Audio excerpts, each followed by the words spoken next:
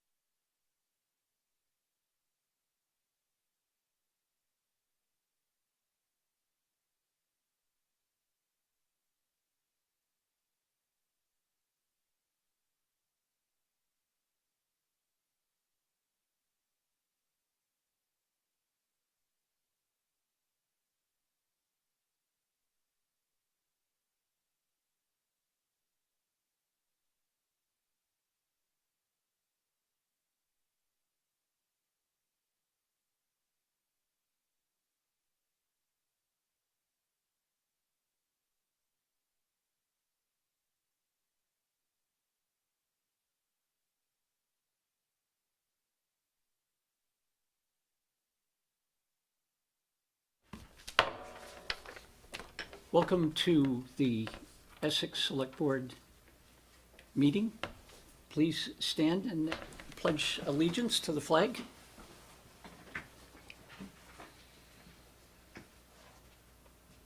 I pledge allegiance to the flag of the United States States of America, and to the republic for which it stands, one nation, under God, indivisible, with liberty and justice for all.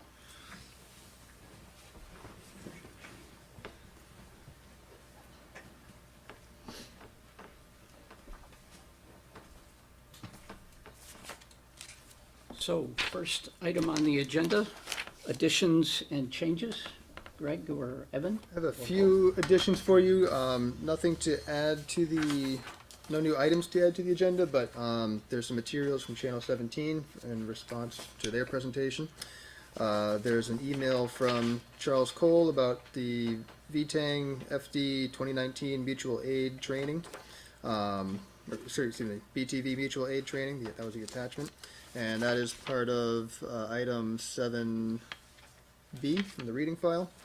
And lastly, there's an updated memo from Tammy Getchell about meeting schedules and events. Also, on the reading file, item 7D, and that was just fixing a couple of corrections, or mistakes. So, do I have a motion for additions to the agenda? I would move approval of the additions to the agenda as stated by Greg Duggan. Thank you, Irene and Elaine. All those in favor signify by saying aye. Aye. Opposed? Motion passes 4-0. Next item is the public to be heard. We welcome your comments about anything relating to the town and its business, except those items that are on the agenda for tonight. So if anybody has anything that they would like us to know about that is not included on tonight's agenda, please raise your hand and be recognized. And there were none. Thank you.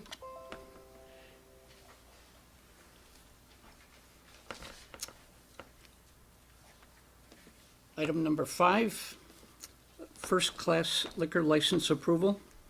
The Whitcomb House LLC doing business as the Whitcomb House Bed and Breakfast. Ms. Whitcomb, please join us.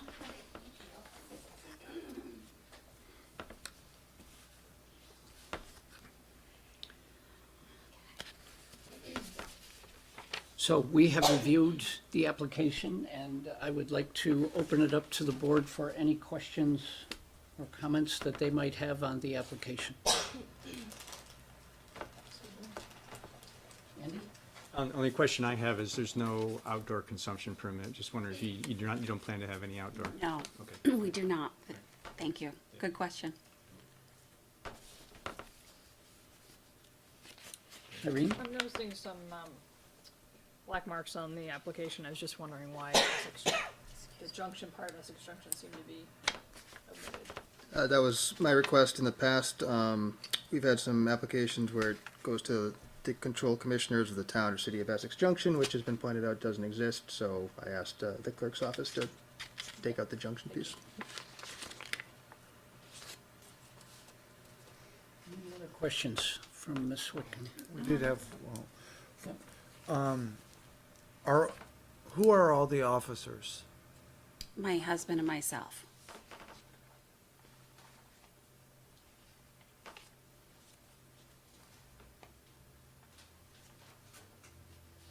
I think the, Just a procedure, and we have a report from the chief that says there's no issues, which is our standard moves, and therefore staff has no issues. reason we asked about who was, if there were any other officers, Yep. Was your husband, David, I believe? Yes. Yeah, did not fill out the same section that you did as far as officers. Oh, And the only thing that would be different, I think, would be the date of birth, perhaps. okay, That's why we asked the question. 'Cause Gotcha. his name appears later on in the application. okay. When I originally brought the paperwork in, I thought I could do it all. And then the town clerk told me, no, he's got to be added on to that as well. So then I had to submit the background check for him as well. Right. So and then they said I was complete, the application forms. Okay. I can grab you afterwards and just have you fill in the. Sure. his- Yeah, sure. It's a nit, it's not a Yep. big. Okay, perfect. Okay. Any other questions or comments? Then I would entertain a motion. Andy? I move that the select board approve first-class liquor license for the Whitcomb House LLC doing business as the Whitcomb House Bed and Breakfast. I'll second. Elaine, thank you. All those in favor of the application, please signify by saying aye. Aye. Aye. Opposed? Motion passes 4-0. Would you take a minute or two and tell us a little bit about your business? This is our 10th year. June 8th was our 10-year anniversary this year. And my husband doesn't like to travel that much. So it's been really wonderful for me because I get people from all over the world that come and stay. So I've traveled virtually through them. And we've made really good friends throughout the years. And I love to cook. And it's just been, it fills your cup. It fills your cup. And then I have routine regulars that come back. Either they've got grandchildren in the area, you know, so it's just nice. They become part of the family. So enjoy what I do. Well, good. We're happy to have you here. There is a quick admonition that I have to give you. The town takes the awarding of liquor licenses very seriously, and so we ask that you take good care and due diligence as far as exercising the use of alcoholic beverages. I would just like to be able to offer my guests some Vermont wines or a Vermont beer if they're, you know, if they've traveled like a long day, so they don't have to leave. Right. Because I've seen it happen over the years. So I probably, between the two application fees, probably will not see a return on this in a couple of years. But it would be nice, you know, and even like a champagne mimosa in the morning with breakfast, that would be nice too. Sure. So, Oh, what time will that be?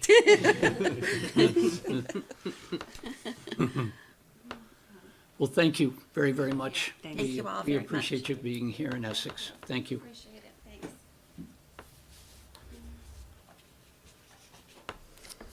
Okay, item 5B, presentation of the Channel 17 Annual Report. Lauren Glenn Davidson? Davidian, thank you.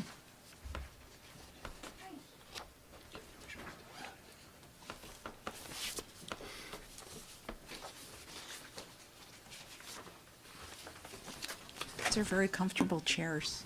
So you can sit in them for your long meetings, right? Yeah. I'm Lauren Glendavidian. I'm the Executive Director of CCTV Center for Media and Democracy, which operates Channel 17, Town Meeting TV. Dan Logan is our channel coordinator. He's with us this evening. He's the man that schedules the coverage and makes sure the field producers have everything that they need. And periodically we come and we provide an annual report to the various municipal members. Elaine is our representative from the village as well as the town. Thank you very much. She's also our fearless president. Was there anything you wanted to open by saying, or is there any comments you wanted to make before we started? Either at the end or the beginning, I'm just speaking for, as a representative of the community, thank you for the coverage you provide. And it's a high quality, it gets used a lot, and it's a service that we really, really need. And we're also proud to be one of the first communities in Vermont to do a lot of live streaming and live streaming our annual meetings. And it's a great service, so we're really happy to be a partner of Channel 17. So Thank you.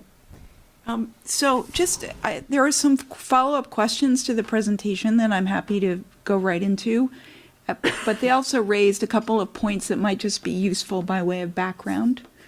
So, Channel 17 is funded by cable subscribers. And in 1990, there were 30,000 cable subscribers in this service territory, which included the member municipalities as they're named, Burlington, South Burlington, etc. And when we first came to the town of Essex, Dave Rogers, I want to say, was the Rogerson was the town manager. So we're talking then, and Dave Crawford, perhaps. no, way back. Way back. Marty Myers was the head of it was even before he was the head of the select board. In any event, 1990, and Essex was an enthusiastic charter member of the Channel 17 trustees. And we took those 30,000 subscribers and we broke them down based on the municipalities.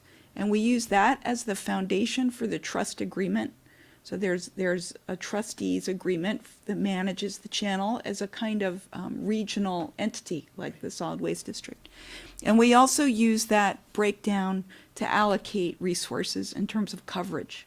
Because the trustee said the most important thing we want to do is cover public local municipal meetings.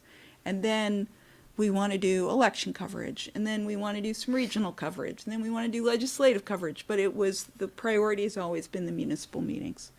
So the allocation of those resources and the votes came from that first 30,000 subscribers Cox Cable. And we've used that formula ever since. And it has been periodically updated. And we're waiting now for some new numbers. But essentially, it means that Burlington, which obviously has the most subscribers, it makes sense that they do, they get 6 meetings a month. South Burlington gets 5, and the other member municipalities, which have comparable numbers, get 3. No one gets less than 3. And those are covered by cable subscriber dollars. So the municipalities, until 2006, didn't contribute anything towards the operation of the channel. It was all cable subscribers. In 2006, we built the website as a place to record and upload the meetings. And that was the first time we came to the municipalities and asked for some additional support because it was a non-cable use. And we felt that that was appropriate. And over that time, we expanded those services to include clickable agendas, but we didn't come for annual increases. And so the next time we came, it was a pretty big adjustment. And that was when we made the pitch to start live meeting coverage. So if you can imagine that in 1990, when we started the channel, we were just doing analog video production. We were coming, shooting the meetings, putting them on TV. And for roughly the same amount of money, we've now added a whole digital overlay in the last 10, 12 years. So the services of Channel 17, we have been able to provide more. We've been able to provide more services because we've become more efficient, right? So we know there's not a lot more money. We know there's a threshold in terms of cable dollars. But as I think Elaine will be the first to say, the technical needs of running such a channel are fairly significant, as you can imagine. We produce 1,300 hours a year of new programming, which is a phenomenal amount of production if you look at any other television outfit in the whole country. And so everything has been pretty fine, except that our technical needs are increasing and the cable dollars are starting to decrease.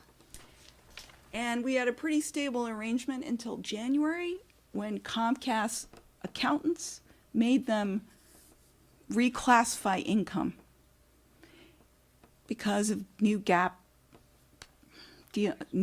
requirements. And that impact was a 5% loss of income for Channel 17 and for RETN and VCAM, our sister operations, which was about a $50,000 decline. So we've been managing the sort of steady decline through efficiencies and starting to diversify our annual giving. But this is a big jump.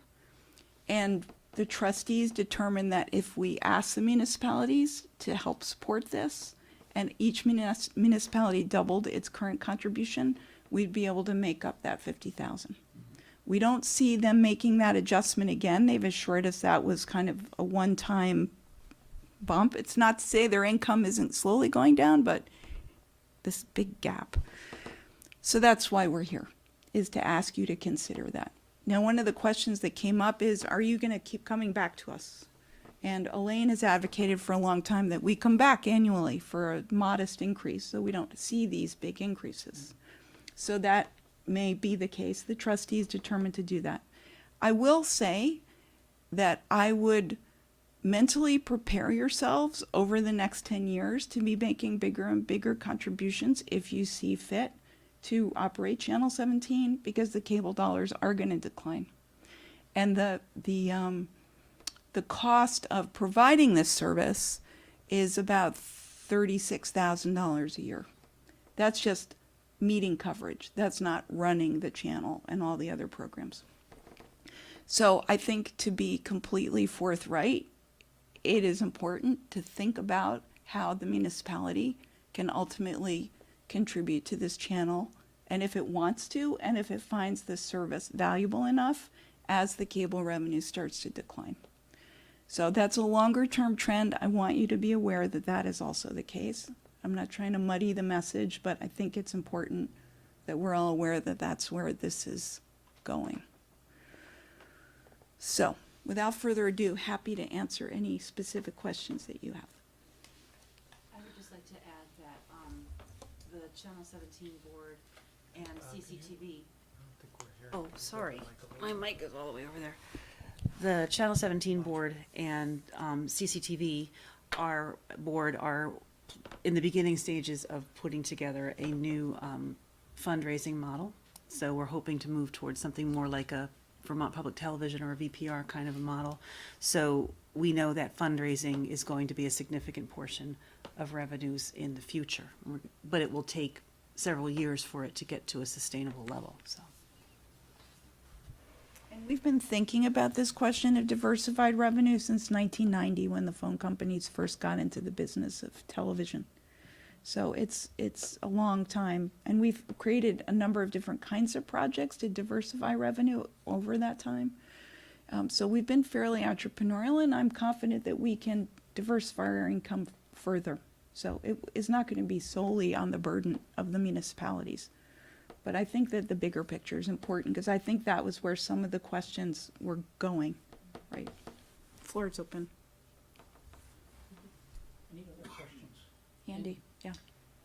You mentioned the funding source, and I guess just for clarification, the funding that you currently get from the cable, is that a federal thing or a state thing? So there's a Cable Communication Act of 1984 enabled the local franchising authority, which in the case of Vermont is the Public Utility Commission, to require up to 5% for operating funds, plus additional funds for capital, as well as channels, set aside channels for public use, public educational government use. So the language is in the act. Franchising authorities may or may not activate their option to do this. And in the state of Vermont, it's the state of Vermont, not local municipalities, that function as a franchise authority. So since 1984, we have been the 25 access centers around the state, because there are 25 centers that operate about 75 channels. You know, we're a movement. It's significant in Vermont. We've been receiving up to 5% for operating funds and another 0.5% each for capital funds. We split that money, Channel 17 does, with VCAM and RETN, who are the public and the educational government. But this is pretty much standard operating procedure in the state of Vermont. But the Public Utility Commission can't change the rules. They can only interpret the act. Right. And so what I mentioned in the follow-up notes is I think it's time for us to go to the legislature and talk to them. I don't think they're going to change the rules. They may decide to allocate some legislative funds towards these purposes. I think we have to ask. But I think, as I mentioned also, I think it's a multi-year campaign. There is a lot of erosion of cable rights. The FCC has got two notices of proposed rulemaking that are very threatening. One, the filings were due this week, and that has to do with any payment that a cable company might make to a state, such as discounted cable service for senior citizens. The FCC is arguing that that should be subtracted from the franchise fees. So that would mean less money for a PEG. I'm not sure that's an immediate threat in Vermont, but it is nationally. There's a second notice of proposed rulemaking that I'm going to bring back to you that has to do with municipal control of public rights of way, which again, the FCC is trying to erode on behalf of competition in the telecom marketplace. So I think it's something you're going to want to be aware of and possibly send a letter. That'll be coming the next month. So we are very awake to all of these threats, and we've been trying. We talked about this every time we leave a meeting. Dan says, well, why can't we get a percentage of internet revenue? Well, you can't. They've foreclosed on it in the FCC and in Congress, and there's just no way to move on that one. And we tried a long time. So, cable as a future revenue source for PEG access is going to be a smaller piece of the pie. And were those answers helpful to you? Were you the person that had those questions? I have a bunch of questions. Yeah, okay, I will ask more if yeah. I'm able. Go for it. Okay, You mentioned the possibility of coming back periodically or more frequently asking for smaller increases. I read through the trustee agreement, and it says that January 1st, within 30 days of January 1st, you have to provide the municipalities with the budget, which I assume would include the funding request. And my concern is that if you provide that on January 30th, we've already set our budget for the coming fiscal year. And so I'm wondering if there's any possibility of changing your timing so that we get that information sooner, so it can be appropriately reflected in our budget process. So our timing, actually, our budget is October 1 in reality. We haven't updated that trust agreement. That's a good catch. So it's October 1. So this is the current budget Yep. we're asking you. Thank you. Does that address that? That puts you right on time. Okay. Yeah. Yeah. Actually, a little bit early. Yeah, good. You had other good questions. Did you want to? Do you have others, Cindy? You- Or anybody? You answered many of them, but I did have another one. I noticed that in the documentation that we got, that Colchester doesn't have one of these, isn't on the list of, is it? Colchester has 500 Colchester, in the 80s and 90s, Colchester was mostly served by Ray Pecor's cable system, and only a few hundred people were in the Cox system. So they bought it. Adelphia bought the Colchester system, but we only serve 500 people in Colchester, whereas there's thousands on, and they're served by someone else. So it's a little hard for us to go to Colchester for an appropriation. We also don't have a rep from Colchester. We haven't had one for a little while, so we don't have an advocate in there. We only do one meeting a month for them, so we don't do the full 3 because LCTV serves them. It's interesting. Yeah. There were 50 cable companies in 1984 when we started in Vermont. So that gives you an idea of the consolidation that's happened in that period of time. Yeah. It's a different environment. Could you, I know you do more than just tape our shows. You have some other services that you provide. Can you elaborate, including your YouTube? Yeah, I can take that one. We'll start with YouTube. We curate a YouTube channel as well, and that is where all of our live video recordings of the meetings go for all the municipalities that we do. They get automatically uploaded to YouTube, so they are readily available for viewers that want to see them after the fact, even if they haven't tuned in live. So that is a big part of the meeting coverage that has been grown as we've introduced live streaming.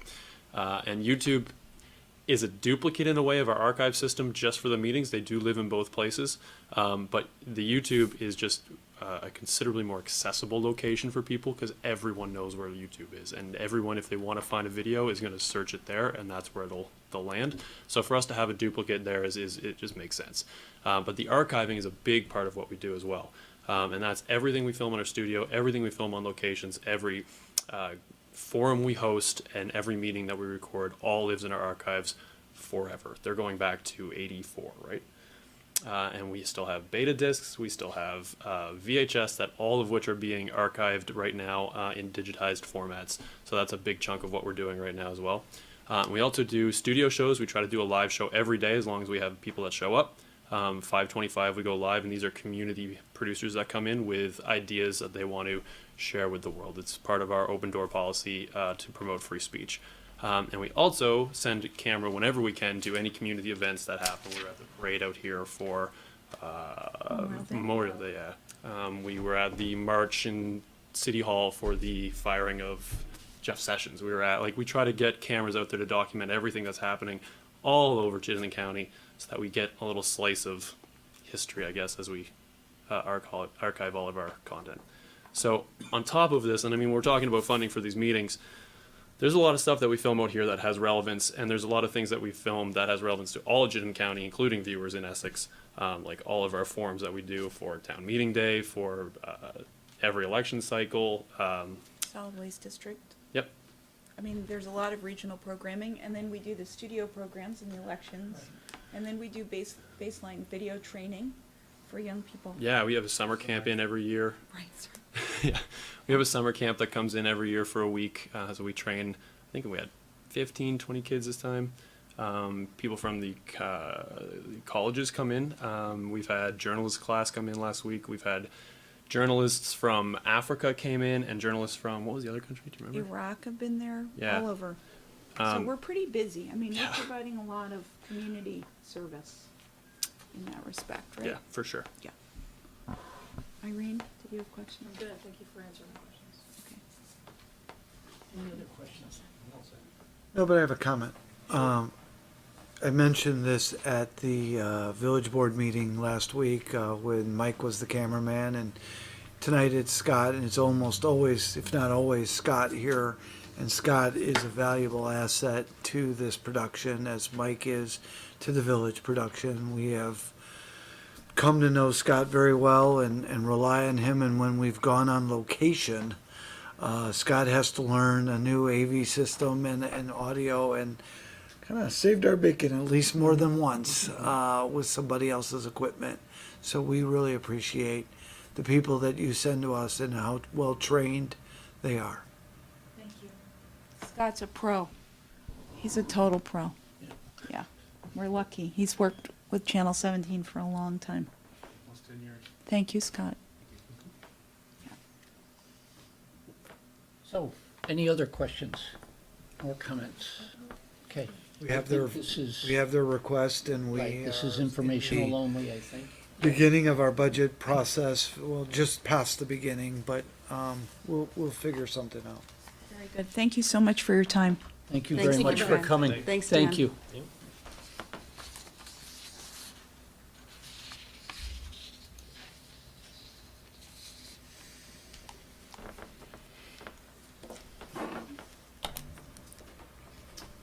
Okay, next item on the agenda is 5C.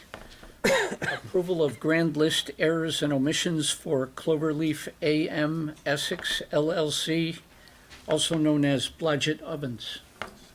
Mr. Duggan. Yeah, so this is a error and omission to the grand list, brought to our attention by Blodgett. So Randy Viennes, the assessor, put together this memo. Basically, we had the property assessed at almost $11.7 million. Blodgett got that tax bill and reached out. They thought it was higher than it should have been, and lo and behold, Randy went out there, and it was. He had calculated the whole property as light manufacturing. Once he took a closer look at it, was able to do a walkthrough of the building. He realized that it was 55% manufacturing, 45% warehouse. So this number adjusts that. The new grand list value would be $6.685 million. So coming down a bit. No tax impact to the town. In this case, it's because of the tax stabilization agreement that was entered a couple of years ago, a year and a half ago. And for the school district, because of the statewide funding model and calculation, the statewide grand list has not yet been calculated. So this will get in ahead of time, so it'll be no impact to what the state has on its books. Okay. Any questions from the board? Just a quick question. Sure. So after this tax stabilization agreement ends, it's a 10-year agreement, is that correct? 10-year agreement. The first 5 years, there were no municipal taxes. After that, it ramps up 20% of municipal taxes, 40, 60, 80 to 100 in the 11th year. There's plenty of time for the rest of the grand list to catch up. Correct, yes. Any Would you other- like a motion? I would, if there's no other questions. Thank I you. would move that the select board approve this correction to the 2018 grand list. Second. Thank you, Irene and Andy. Any further discussion? Hearing none, all those in favor signify by saying aye. Aye. Opposed? Motion passes 4-0.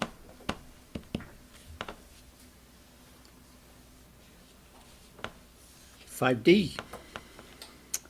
Presentation of management goals for fiscal year end 2020 for the 2020 budget. Evan? Well, as you just had a presentation from CCTV, from Channel 17, it's budget season. Staff is feverishly preparing their budgets, and so it has been my practice to give them goals and some things to either think about or not to think about, as the case may be. So we told them to target a operating budget of no greater than 4%.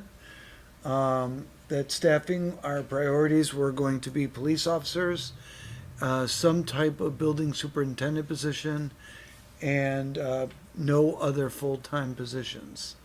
And so we did not say they could not present to us part-time, but no, for them not to consider not asking for full-time in this year, because we wanted to focus on police officers in particular. And the chief has done a great job of filling the vacancies that he's had, but we have, per him and other conversations, he is several officers behind in a long-range plan for covering 36 square miles of the town. We continue to work on alignment. This year's budget includes aligning fire department pay with the village fire department. As you may recall, some of them, they do it differently. One of the departments pays for training and the other does not. And so to get them more aligned, they will both pay for 1 hour of training, but mainly base their pay on the calls that they go on. And they will have a hour minimum for that. So they will start to align in that way, as well as their policies and practices of the departments. And then, as you'll see in the last item, we have the fund balance. And we talked about this a little bit. We put the budget together, I don't know, about 14, 15 months before the actual 16 months before it goes into it, right?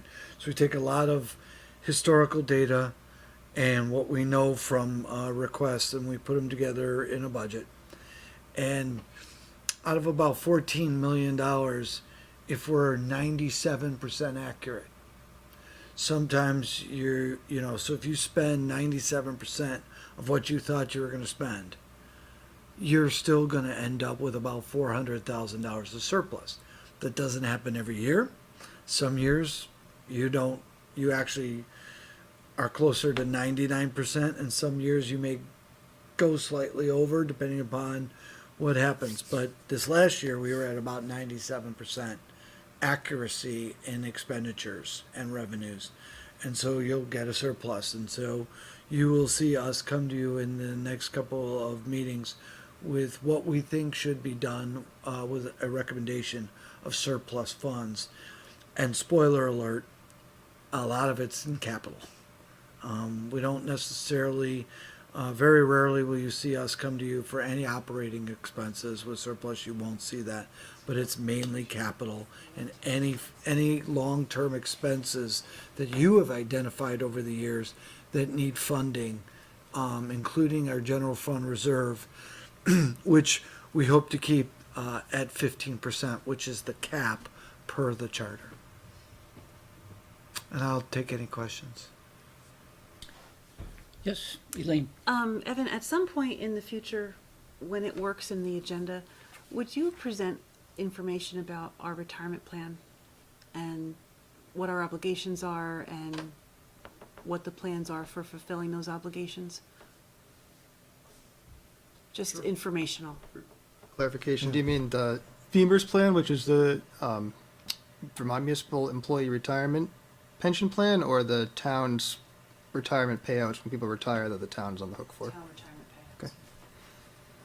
I mean, having VEMR's information would be useful, but it would be different from, Just for the people at home, we don't have any post-employment benefits. It's no post-employment benefits, but we do have people who have earned sick time and vacation time, and that's what I believe you're asking for. We could certainly do that. thank you.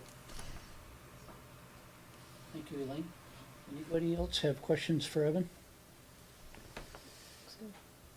my first budget here, so I'm learning lots of things about operations that I don't catch, on the day to day. But I can tell you that, as you guys have seen, Dennis has a book about this big, Yeah.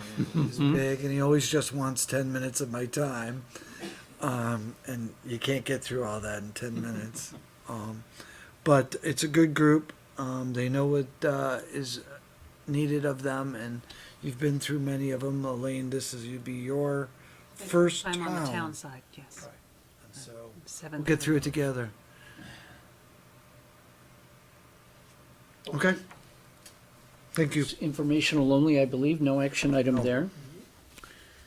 And thank you So- for the copy of the fund balance policy, I appreciate it. Yeah.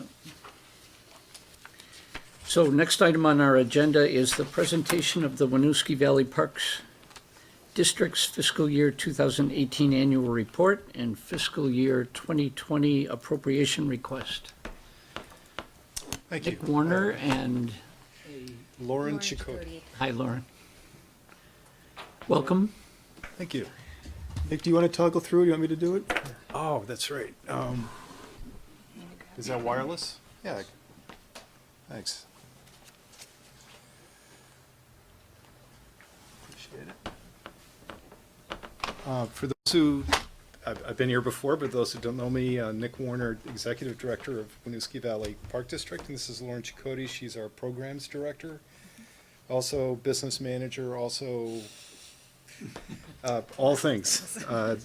She's actually worked there for longer than I have, and really wanted to be part of the game this year, so that's why she's here. And she can also add additional information about our programs and services.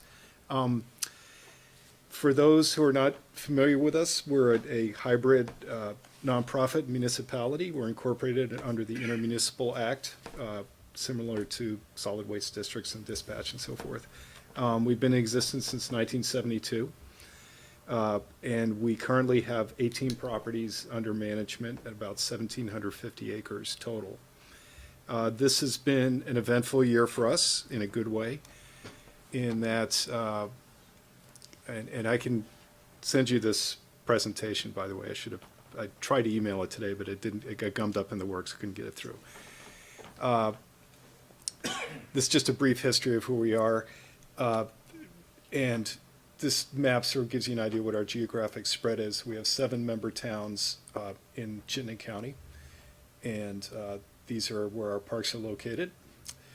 And this year, really the biggest deal for us this year was the acquisition of a new park right at the Winooski River mouth. And if you look to the left where it says Lake Champlain, that's where the bike bridge crosses the river. And you go into where it says new park site, and there's a 2.4 acre parcel that we purchased in August from a family that had been operating a marina there for 44 years. And the plan with the site is really take all the buildings off and to turn it into a public park kayak canoe drop-off site. And we're able to do this using VHCB monies primarily, a little bit of our capital reserves, and then the Burlington Legacy Conservation Fund also kicked in. Is there a Yes. timeline on that? Yeah, well, we're working with FEMA right now to rip the buildings down. Then I got 2 grant applications out there now for completing the park development. But after the buildings are down, we plan on opening the site because it'll be usable. But we're going to do a whole renaturalization of the shoreline. And you can see right here, these buildings are still there. That traffic, this is like a gravel traffic circle you can see in front of you here, which is going to be retained for the boat drop-off. And then the majority of the site, about 1.5 acres, is all going to be renaturalized along the shoreline. So it's a great project. It's kind of fun. I've worked on the development side for a long time, so going to get permits to taking buildings down is something that's a different experience, which actually the system's not really set up for. But we're taking a site that's got, I think, 6 buildings on it, and they're all coming down. All the foundations are coming up. It's floodplain, so it's kind of a logical way to manage the site. And this is just an artist rendering of what it might look like when it's done. It's a very exciting project.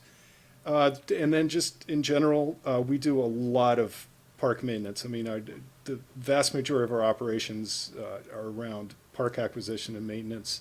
Our park superintendent, Tim Larned, who's been with us for 17 years, I think we figured out. At least, Yeah. yeah. Is a master of getting volunteer support. We work with a lot of youth programs. We work with corporations. We work with volunteer groups that help us exponentially add to our seasonal crew that comes in every year. This is some work down at McRae. We have a park in Colchester, which we are just about finished completing a trail system on that required a ton of bridges and stairs and punching and so forth. It's called the Walcott Family Natural Area. It's on East Road, and in the springtime that'll be open to the public. So it's a very exciting development. This is just a picture of some YCC folks who are working on that project. We also have been continuing essentially side work with the city of South Burlington, where they pay us an assessment for maintaining their parks like you guys do, but we also have a contract with them to do work on their properties when we have time to do that. And it's been a very successful relationship. We've learned what our capacity is. We had to grow it incrementally, but it's been able to bring in extra income to the organization, which is huge for us, and has provided a good service for the city of South Burlington. This is a bridge we completed this past summer. We have a lot of collaborations. This is with the Winooski Natural Resource District doing a tree planting down at Muddy Brook Wetland Reserve, which is on the South Burlington-Williston border. These kinds of events are very common for us.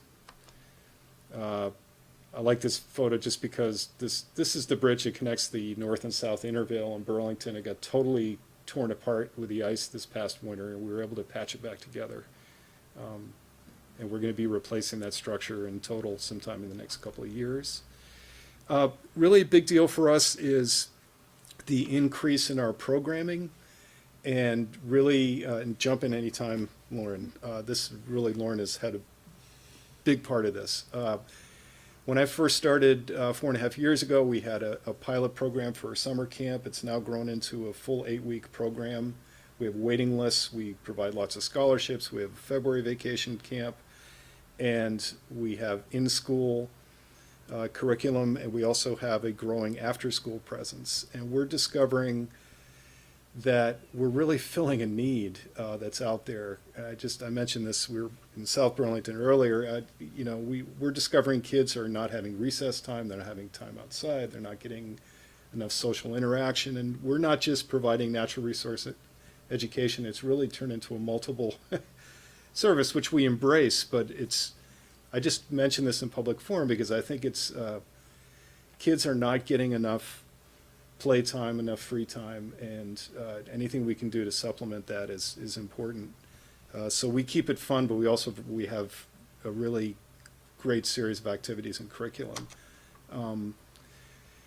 This is the Soul Camp, which is our summer program, and it's been highly successful for us, and it's also brought in income to the organization, which is great. We've been able to add field trips and solve some transportation issues and built new relationships with other nonprofits. We also have a February vacation day camp. And full disclosure, it's rained the last 2 Februarys. I don't know if you have kids in school, but the February has been a washout. So I had to use this picture from an after school. So this isn't actually during the February day camp, but in concept. A lot of the activities are kind of the same across the different programs that we run. A lot of hands-on, outdoor, experiential programs. And really the after-school space is something that we feel is a real growth piece for us. And Lauren is finishing up a grant right now to the Basin program that would fund an Intervale-based program that would sort of combine service learning with a curriculum to bring groups of kids down and work on improving the floodplain forest and dealing with invasives and land use planning and that kind of thing. So we're pretty excited about that. And it's an extension of what we're doing anyhow, so it's not a stretch for us to do that. We have a great program in Jericho that's been going for many years. It's just more about our kids' programming.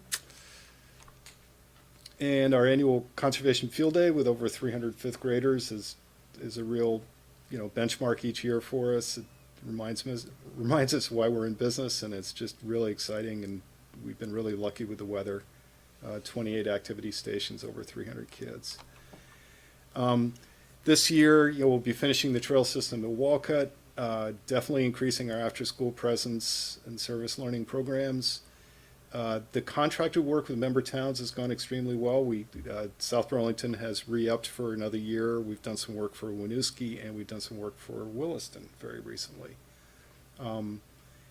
And we'll be hopefully finishing off the new park, Durway Cove. We have a couple acquisitions out there that we're looking at. One potential is in Williston. It's called the Jacob property. It's a 26-acre parcel. Another one is a larger parcel that's a quieter conversation because the owners haven't figured out what they're going to do yet, but there's a potential for a fairly large acquisition involved with that. And then the other piece is just our continuous search for new sources of revenue and ways to support the organization. So that's the quick and dirty of who we are and what we've been doing. And each year we ask our member towns to support us through an assessment that's determined using a formula that takes population and grand list, and we do a recalculation each year.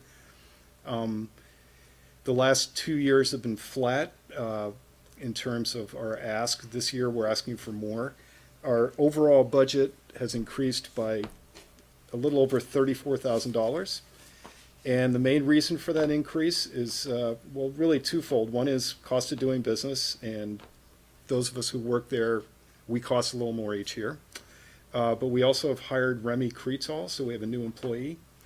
And the logic behind hiring Remy, who's on an hourly at-will basis, so he knows he's in a very flexible, we're kind of experimenting with it, is, first of all, he's been with us for 5 years in a bunch of different roles. He's been in AmeriCorps, he's been a camp counselor, he's worked on the crew. And about half of his time, he's doing things that bring us money. So he's doing work, the contractor work with South Burlington, he's running our summer camp, he's done the February camp, he's helping out mentoring with the after-school program, and he works on our crew. And he also does natural resource inventory work around new park acquisition, and we just couldn't bear the thought of him walking out the door after he finished with the crew last year, and we did the numbers, and I went to the board and I said, we really just got to hire this guy because he's brought so much value to us. I can tell you, even if we hadn't hired Remy, we probably, our budget would have gone up maybe slightly less than this, but we've made an investment in someone who we feel can bring extra revenue and value to what we're doing. Just, our whole organization, there's 3 salaried employees and Remy, and then seasonal crew and camp counselors. So that's the extent of our organization. Okay, I've talked a lot, so any questions or? Any questions from the board? Yes.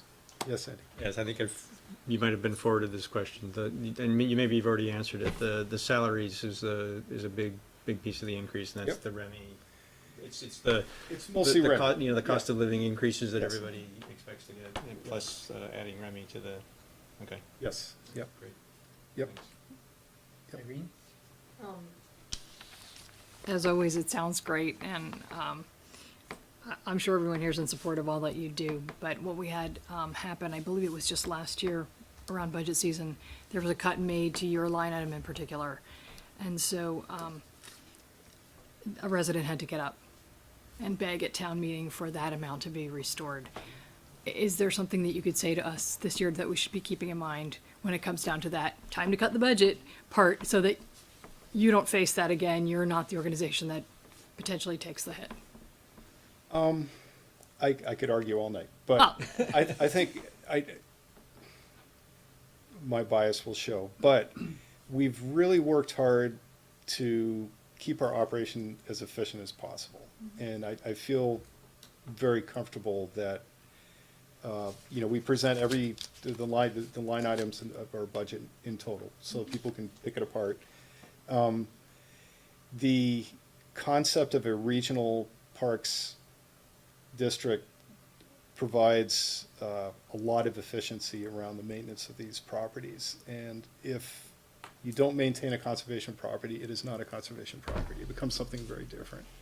So we are, at the core of our existence is trying to be an efficient organization that can acquire, and we are very active in acquisition right now, so we're growing. We're actually adding park acreage.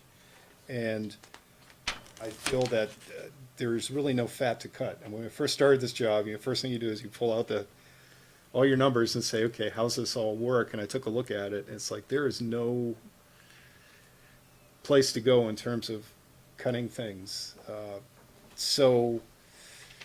And I guess the other piece is we do have a system by which each town's ability to pay is, at least we make a good mathematical attempt at determining the affordability to each town. So have I missed anything that I should be? No, I think that covers a lot of it. It welcomes scrutiny. It's kind of fun that way, in that, you know, when people call up and they ask about the organization, and several times I've sent them a PDF of the budget, and they call up and they say, you sent me your entire budget, was that a mistake? So no, this is the public sector. And I guess the other thing is, you know, governance. There's and Tom Malinowski could not be here tonight. And he's one of our more active, engaged trustees. But there is a board of trustees that I work for. I'm an at-will employee. If they don't like the work I'm doing, you know, I'm out the door. And so there's a very strong presence for each municipality at the table every month at the trustee meetings. So, does that some good material? That's helpful, and Tom's been here many, many times, Yes. Yes. so we all know who he is. He's crushed when he can't make it. He was crushed he couldn't make it tonight. Thank you. Yes, absolutely. Any other questions? Then I guess we will obviously take this under advisement as far as the information you've presented. Thank you very, very much for coming in. And, Good luck with those future acquisitions. Thanks for your time. thank you very much. Appreciate it.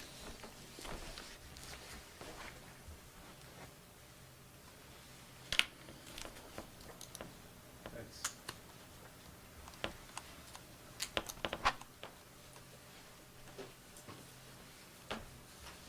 Next item on the agenda is the approval of the minutes. Do I would have a move- motion? I would move approval of the minutes of November 5th, 2018 with select board member corrections. Second. Okay. Thank you, Irene. And Andy? Any corrections on page 1? Page 2? Page 3? Irene? Section that begins on page 3 at line 106. Max summarizes select board's October 15th discussion. There was no formal proposal. So I'd like to change that word from proposal to discussion, if I may. And then on line 108, it says the proposal, and I'd like to change that to that scenario. Once again, emphasizing to the reader that it's not a formal proposal. On line 113 on that page, I don't know that we have an agenda items packet, so if we could just say, instead of in the agenda items packet, as an addition to the agenda. I think that's language that we're more familiar with. That's all for page 3. Any other corrections on page 3? Page 4? Page 5? Irene? Yeah, I know we were talking in the past about where do we put the misters and where do we just use folks' names. And I think, maybe the first time we introduce someone, we use their name, and then after that, we call them Mr. Except in this section where it gets a little bit weird on line 193, because we've introduced some of these people, but we haven't introduced others. And if we say Mr. Gentis, referring to Albert, who's already spoken, his brother, I believe, Vilas, also spoke soon after he did. So I'd like to introduce Vilas's name, but I'd also like to just take off all the misters and reintroduce all these people if we could. Using their full names. And then on line 191, I'd also like to add the word discharge, because we usually refer to it as a firearms discharge ordinance. And that helps when we're searching for it. Said 181, That would be 191. 190. Yeah, thanks.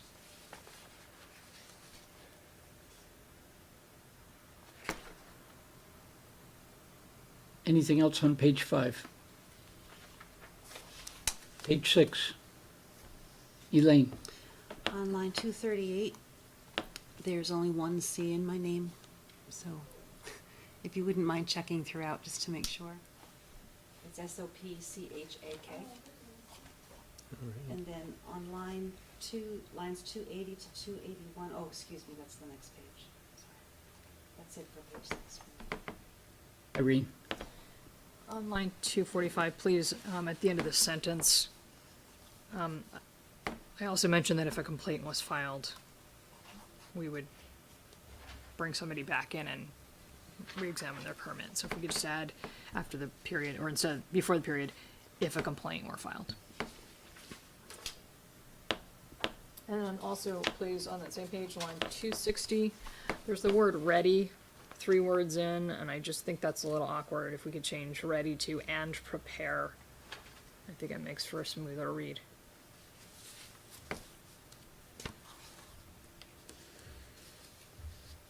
page 7. Elaine, On lines 280 to 281, I'd like to clarify what that says. Ms. Sopchak said that their policy is for overdue and copier fees to go to the village general fund. I'd like to clarify that to say the policy used to be overdue and copier fees went to the village general fund, comma, but now the funds go to the Brownell Library.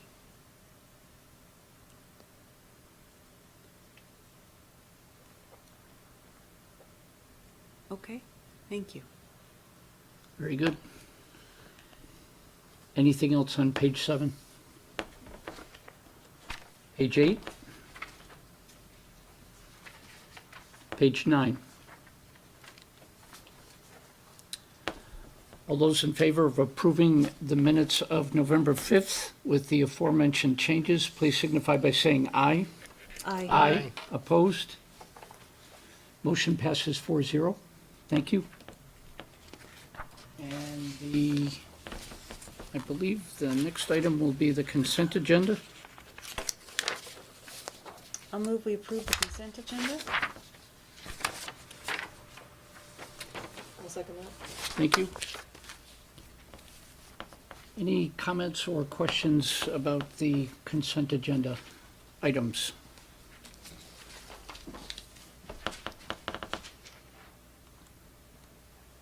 Elaine, or Irene, sorry. Okay. I noticed some overlap on the check warrants, but maybe that's something I just haven't noticed before. There was a set of pages that was common to both. It was pages 5 through 8 of the 8-page list, and they were the same as. Let's check all my list here. 4 other pages in the 13 set. Oh, 10 to 13 of 13. 5 through 8 and Of 10 the through 8. 13. And then 10 through 13 of the 13. I will look into it. As well. Yeah. Thanks. Thank you, Irene. Anything else in the consent agenda? Irene? As a member of the Energy Committee, I'm very sorry to see Abby Taikaki moving to Michigan. I know I think that's, that's the reading That's file, reading not the consent Sorry. agenda? thank you. I would move that we move on to the reading file, but first we have to approve the consent agenda, right? That would be a good idea. Any other comments on the consent agenda? All those in favor of approving the consent agenda, please signify by saying aye. Aye. Aye. Opposed? Motion passes 4-0. And on to the reading file. Would you like comments? Please? After almost 12 years of not having a reading file, someday I'll get used to it. I'm still missing Abby Taikaki, even as she hasn't yet packed her bags for Michigan. She's been a fabulous asset to the Energy Committee. And for all you viewers out there and folks in the audience, we now have an opening on the Energy Committee. Anything else in the reading file? Elaine? There's a email at our seats regarding, from Chief Cole regarding the, mutual aid training, and I just was curious as to what the questions were regarding, that prompted the response. Sure. There had been some comments. I went to the Air National Guard. They had a tour for local officials, and when they showed us a whole bunch of the Air National Guard. They're going to the F-35s coming up. I think you're all familiar with that, as everybody in this area is. And there was a question as to our local firefighters having to go if when any of the planes or any plane in the area goes down, but specifically, is there any issue with any of the materials that make up the plane or any of the chemicals that are coating the plane? Chief Cole responded that, the Air Guard is the first responder of any plane crash in the area of up to 3 miles away from the airfield, and they are all trained. They will try to save lives, but in general, when any aircraft goes down, you have this thought you're going to go rushing in, but you have to be very careful of the flammable materials and other things. So they are trained with their, I think it's called SCABA respiratory stuff. So when they go in, they have their hazmat suits. They also have respirators, so they are not breathing in those toxic fumes. But he wanted to share that, and sort of right thereafter, he gets a notice that there's training. So we shared that with that. Our fire departments, both village and town, go to a lot of trainings, especially about airplanes, because we are next to the Burlington Airport. We are next to the Air National Guard, and we do have a lot of overflight from other nearby airports. So I threw it in the reading file.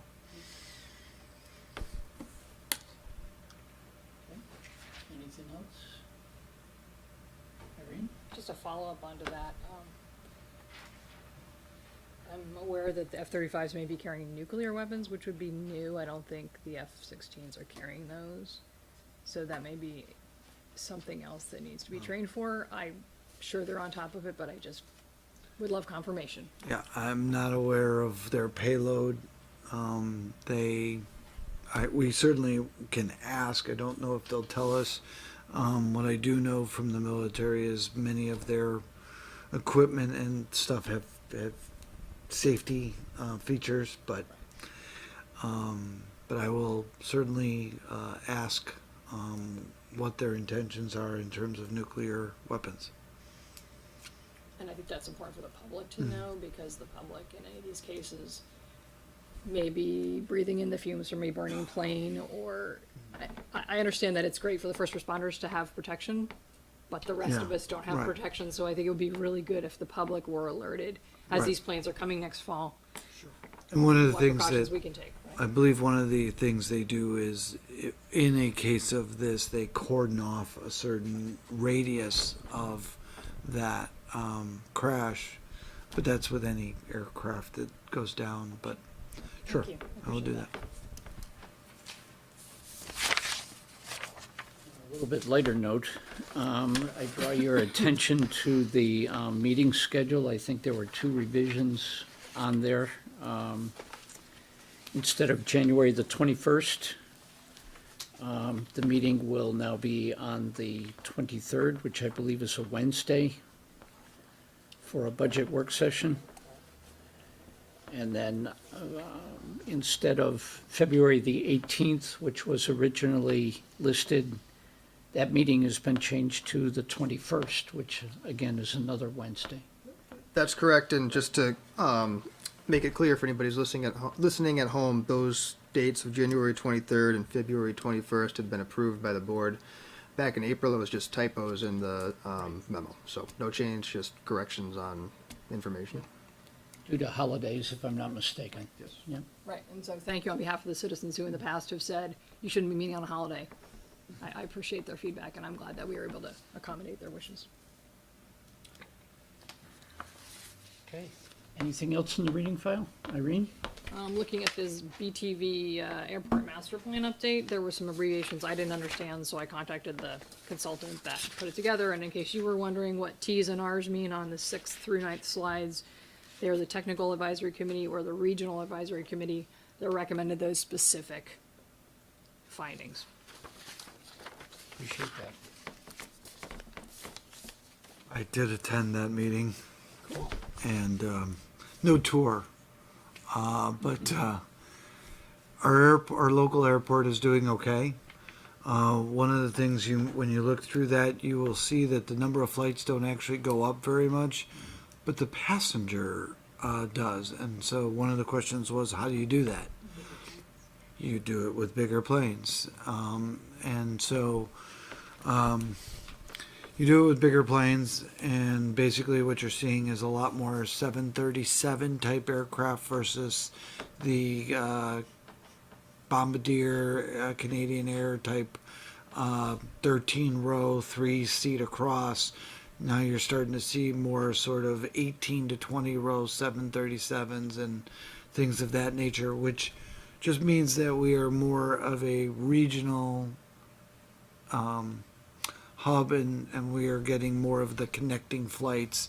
A lot of our boardings are people going to New York, whether it's JFK, LaGuardia, Philadelphia, or others. We do get a couple of our own direct flights that originate here and come back and forth.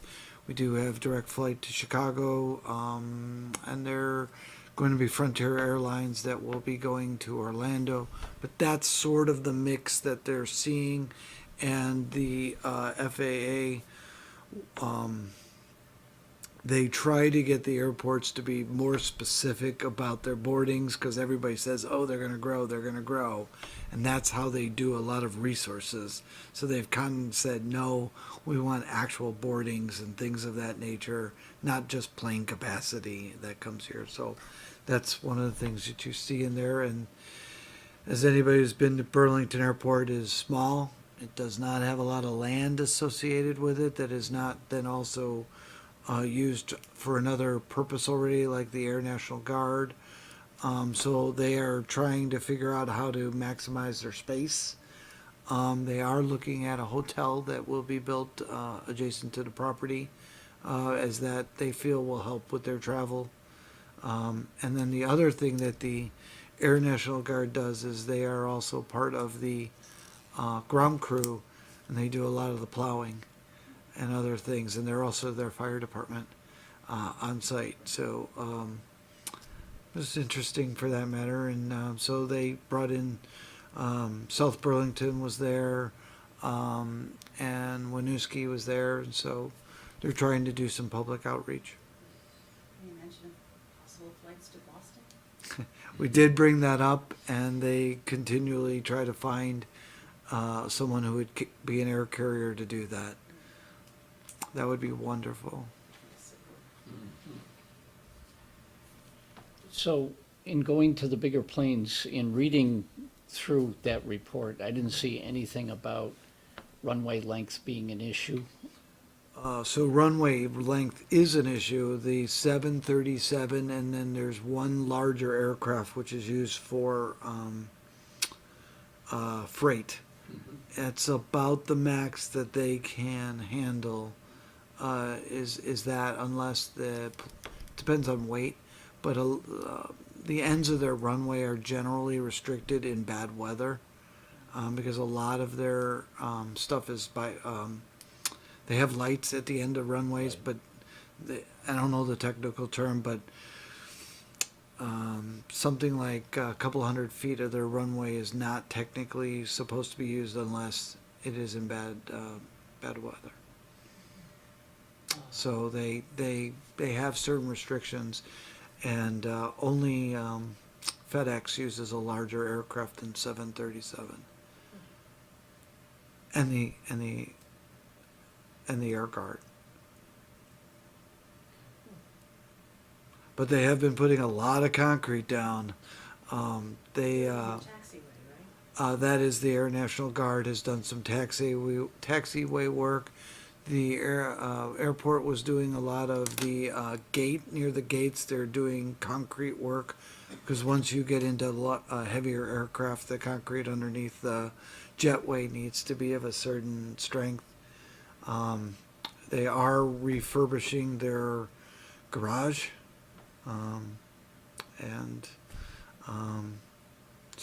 It's a nice little airport. And for those watching, it is about 12 to 15 minutes. Almost in any traffic, but it's pretty convenient to us. And when we were talking to some local businesses, not only would they like a Boston connection, but they'd also like a Montreal connection. So.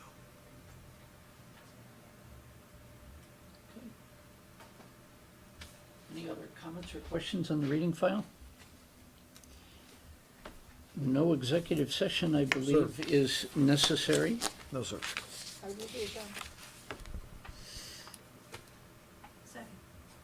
Thank you, Irene and Elaine. All those in favor?